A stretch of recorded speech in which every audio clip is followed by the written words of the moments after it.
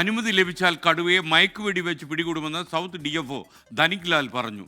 സംഭവത്തിൽ വനംവകുപ്പ് മന്ത്രി അടിയന്തരമായി റിപ്പോർട്ട് തേടിയിട്ടുണ്ട്. കാളികാവിൽ നിന്ന് BMC വിജയൻ തത്സമയം ചേരുകയാണ്. വിപിൻ, ഏറ്റവും ലേറ്റസ്റ്റ് ആയുള്ള വിവരം എന്താണ്? ജനങ്ങളുടെ പ്രതിഷേധം കാര്യമായിട്ടുണ്ടോ അവിടെ?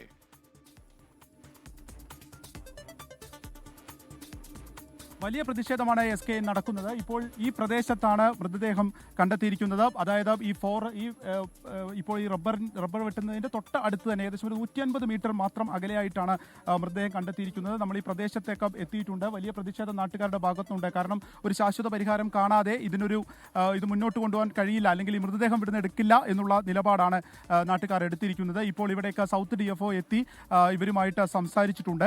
അപ്പോൾ 2-3 ഉറപ്പുകളാണ് ഇവർക്ക് നൽകിയിട്ടുള്ളത്. ഒന്ന്, ഇവിടുത്തെ ഈ കാടുകളെല്ലാം തന്നെ വെട്ടി ഇതാക്കും. പോരാത്തതിന് ഈ കുടുംബത്തിന് വേണ്ട നഷ്ടപരിഹാരം മറ്റ് കാര്യങ്ങളും നടപ്പാക്കും. ഒപ്പം തന്നെ ഇതിനെ വെടിവെക്കും എന്നുള്ള ഒരു ഉറപ്പ് കൂടിയാണ് കൊടുത്തിരിക്കുന്നത്. ഇപ്പോൾ നാട്ടുകാർ ചേരുന്നുണ്ട്.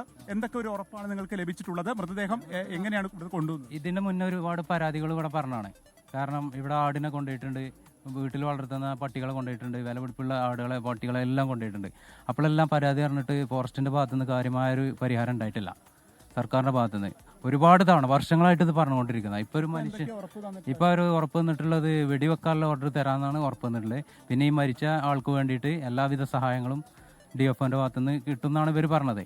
അപ്പോൾ അതെല്ലാം ഉറപ്പ് പറഞ്ഞിട്ടാണ് ബോഡി ഇവിടുന്ന് എടുക്കാമെന്ന് പറഞ്ഞത്. SK ഇപ്പോൾ ഈ ഉറപ്പുകളാണ് നൽകിയിട്ടുള്ളത്. ഒപ്പം തന്നെ വനംവകുപ്പിന്റെ CCF ഇങ്ങോട്ടേക്ക് പുറപ്പെട്ടിട്ടുണ്ട്. മയക്കുവെടി വെക്കാനാണ് നിലവിൽ തീരുമാനമുള്ളത്. അരുൺ സക്കറിയുടെ നേതൃത്വത്തിലുള്ള സംഘം വന്നിട്ടുണ്ട്. ഒപ്പം കടുവയെ ഇതിനു മുൻപ് പിടിച്ച് പരിചയമുള്ള ഒരു സംഘം കൂടി കാളികാവിലേക്ക് എത്തുമെന്നുള്ളതാണ് അറിയിച്ചിട്ടുള്ളത്. നാട്ടുകാരുടെ പ്രധാനപ്പെട്ട പ്രതിഷേധത്തിനുള്ള ഒരു കാരണം, ഇവിടെ കുറച്ച് ദിവസങ്ങൾക്ക് മുൻപ് ഒരു ആടിനെ കടുവ കൊണ്ടുപോയിരുന്നു. അന്ന് കടുവയുടെ ദൃശ്യങ്ങൾ RRT സംഘത്തിന് ലഭിക്കുകയും ചെയ്തിട്ടാണ്. എന്നിട്ടും അതിന് വേണ്ട ഒരു ഗൗരവത്തോടെയുള്ള ഒരു നടപടി വനംവകുപ്പിന്റെ ഭാഗത്തുനിന്ന് ഉണ്ടായിട്ടില്ല എന്നുള്ളൊരു പരാതിയാണ് നാട്ടുകാർക്കുള്ളത്. ഇപ്പോഴത് രാവിലെ ടാപ്പിങ്ങിന് വന്നിട്ടുള്ള ഗഫൂർ എന്ന 45-കാരൻ്റെ ജീവൻ എടുക്കുന്ന നിലയിലേക്ക് വരെ ഇവിടെ കടുവ ശല്യം രൂക്ഷമായിരിക്കുന്നു. അപ്പോൾ ഇതിന് എത്രയും വേഗം പിടികൂടണമെന്ന ആവശ്യം ഈ പ്രദേശത്ത് ആകെ ഉയർന്നിട്ടുണ്ട്. നാട്ടുകാർ അതിൻ്റേതായിട്ടുള്ള പ്രതിഷേധത്തിലാണ്. ഇപ്പോൾ വനംവകുപ്പിന്റെ നേതൃത്വത്തിൽ ഈ പ്രദേശത്ത് പുലിക്കായിട്ടുള്ള ഒരു തിരച്ചിൽ, പ്രാഥമികമായിട്ടൊരു തിരച്ചിൽ ആരംഭിച്ചിട്ടുണ്ട്. മൃതദേഹം ഇവിടെ നിന്ന് ഇപ്പോൾ ഒരു മലയുടെ മുകളിലാണ്. ഇവിടുന്ന് താഴത്തേക്ക് കൊണ്ടുപോയതിനു ശേഷമായിരിക്കും മറ്റ് പോസ്റ്റ്മോർട്ടം നടപടികളിലേക്ക് കടക്കുകയും ചെയ്യുക. SK.